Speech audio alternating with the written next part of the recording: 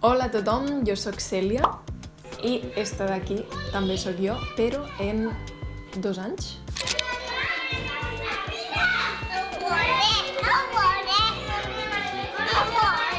No es pot veure, Sílvia. Tots els crios estaven obsessionats en la pinyata, com és normal, i jo me donava igual la pinyata, jo volia veure per la càmera. I llavors ma mare, perquè anés cap a la pinyata, em diu: Has vist, Cèlia? me dona igual la pinyata, jo vull veure el vídeo. O sigui, quasi tots els vídeos són així. Jo estava jugant, de repente mon pare treu la càmera i me'n vaig corrents cap a la càmera. Llavors jo deixo de fer el que estic fent i no se me pot gravar fent el que estava fent. Llavors no surto el vídeo perquè estic demanant a qui sigui que tingués la càmera que em deixés veure. La Cèlia ha fet 2 anys, que és molt gran. No, la Cèlia vol la càmera, papa. No, Cèlia. Senta, Gita. I tu pots pensar, bueno, això tots els crios. No, perquè a tots els vídeos sóc la única que ho demana constantment, sempre. Mon germà mai volia veure el vídeo. No, senta't.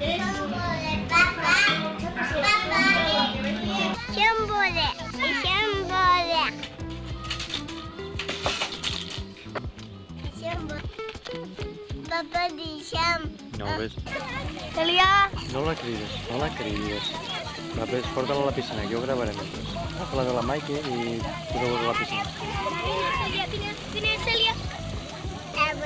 A continuació, vos explicaré una trista història. Jo, des de que tinc ús de la raó, estic obsessionada en les càmeres, com podeu veure els vídeos, no? I llavors, aquesta obsessió mai va marxar. Cada vegada que hi havia una càmera, la volia. Al mòbil de meus pares feia fotos, en la Nintendo feia fotos. Quan ja era més grandeta, tipus 11 anys, al 2009 me vaig obrir el meu primer canal de YouTube. Bueno, el meu primer, és el mateix que tinc ara. Vaig començar a fer vídeos en sola, en amigues, feia trucos de màgia, feia gameplays de minijuegos i jo era molt feliç, m'ho passava superbé, és que era com mi passió, fer vídeos per a YouTube. Però me vaig anar fent més gran i pues, quan vaig entrar a l'institut notava que se me'n reien una mica, pues, feien risses sobre els vídeos que jo penjava i vaig parar de fer vídeos per a YouTube, els vaig borrar tots, no he pogut recuperar de cap de les maneres els vídeos que vaig fer. Això és un greu error?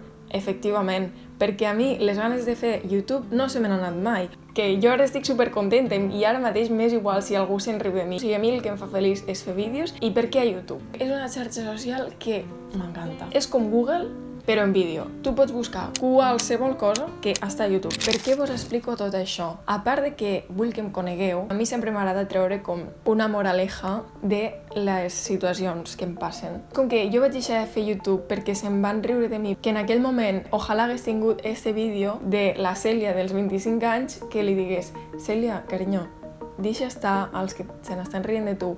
D'aquí 2 dies ni se'n recordaran de que has fet un vídeo a YouTube. Centra't en el que t'agrada, ves cap allà, ho estàs fent superbé. Has d'anar cap a on tu ets feliç. Moltes vegades mos capfiquem en fer coses que mos porten a un cert punt i deixem de banda les coses que realment fan que valgui la pena viure. Fer el que t'agrada mai és una pèrdua de temps. Si tu estàs sentint-te millor del que te senties fent el que t'agrada, o sigui, és que ja no estàs perdent el temps, estàs sentint-te millor. Això és molt. Tot aquell que es fique en tu perquè estàs fent allò que t'agrada, aquesta persona està perdent temps de la seva vida per a ficar-se en la teua i no està fent el que li agrada. Tu, centra't en tu, ves cap on vols anar, tu només pots controlar les coses que fas tu, no pots controlar si se'n riuran de tu, si no, tu tira, ves fent, mentre no facis mal a ningú, fes el que t'agrada.